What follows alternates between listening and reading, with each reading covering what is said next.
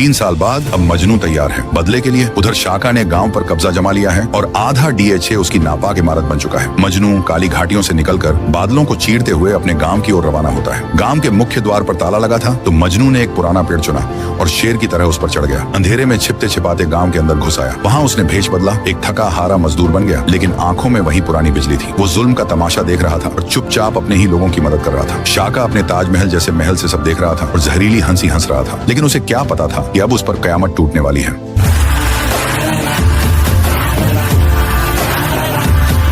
मजनू भेष बदलकर शाका के महल में घुस गया और सीधा उस जगह पहुंचा जहां किसी की भी जान जा सकती थी। शाका का बाथरूम, जहां उसका लफंगा बेटा नहा रहा था और गा भी रहा था। कौन कर रहा है डिस्टर्ब?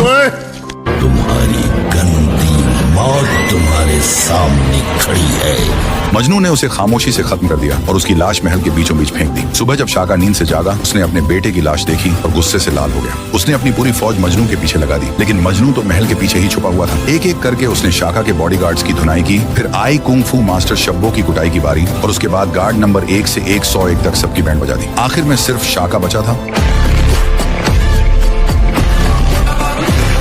उसने गोली चलाई और मजनू घायल हो गया, लेकिन मजनू ने भी एक तीर निकाला और शाका के सीने के पार कर दिया। तभी गांव वाले अंदर आए और मिलकर उस जालिम लाल देवता को मौत के हवाले कर दिया। उस दिन के बाद गांव में सिर्फ खुशियां थीं। मजनू बन गया गांव का असली हीरो। गांव वालों ने उसके लिए एक राजमहल जैसा घर बना दिया और लाखों में एक लैला का रिश्ता भी मजनू से तय हो गया। दोस्तों, कैसी लगी आज की कहानी? अगर मजनू के लिए एक लाइक और फॉलो नहीं किया तो समझो मजनू का तीर छूट जाएगा।